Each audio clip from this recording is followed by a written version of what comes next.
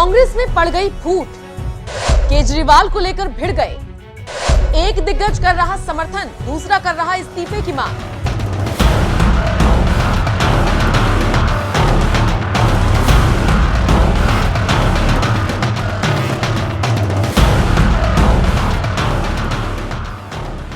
नमस्कार, आप देख रहे हैं एनएमएफ न्यूज और आपके साथ मैं हूं नम्रता चौधरी।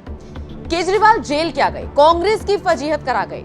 आप कहेंगे मुझे आप कहना था, फजीहत तो आम आदमी पार्टी की हुई है ना, उसकी तो हुई ही है, इसमें कोई शक है क्या? लेकिन सवाल है कांग्रेस की फजीहत कैसे हुई, वो आप इस वीडियो को देखकर समझ जाएंगे। देखिए, एक वक्त था जब यही कांग्रेस केजरीवाल को शराब नीति घोटाले पर जमकर कोसती थी, यहाँ तक कि सीएम के इस्तीफे तक की मांग करती थी। ये चलता रहेगा। अभी हमें मालूम है इसकी रफ्तार और तेज होगी।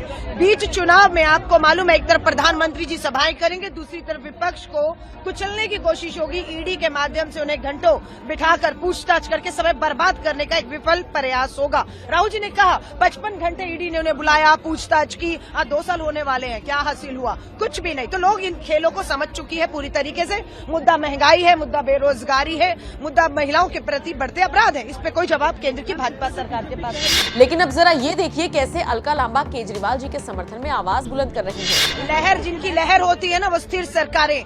आपने देखा चंडीगढ़, आपने देखा अपना झारखंड, आपने देखा भी हरियाणा में कैसे औंधे मुंह।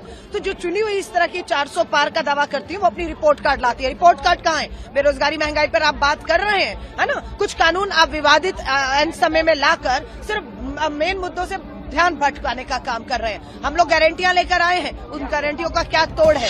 और सिर्फ मैडम अलका ही नहीं, कांग्रेस के दिग्गज नेता खुलकर कांग्रेस का समर्थन कर रही हैं। ये समर्थन इसलिए है क्योंकि दिल्ली में दोनों पार्टियां साथ में मिलकर चुनाव जो लड़ रही हैं, चुनाव में एक दूसरे के कट्टर समर्थक बनने का नाटक इस कदर चल रहा है कि खुद राहुल गांधी तो सड़कों पर उतर आए हैं और केजरीवाल के बहाने मोदी सरकार को खूब घेर रही है। लेकिन कांग्रेस के ही कुछ नेता ऐसे हैं जिन्हें न केजरीवाल पहले पसंद थे और न ही अब। तभी तो राहुल गांधी किसी भी दिशा में जा रही हो, ये नेता आज भी केजरीवाल को जमकर कोसते ही दिख रही हैं। हम बात कर रही हैं कांग्रेस के दिग्गज नेता संजय निरुपम की, जिन्हें कोई फर्क नहीं पड़ता कि उनका आलाकमान किसके साथ है और किसके विरोध में।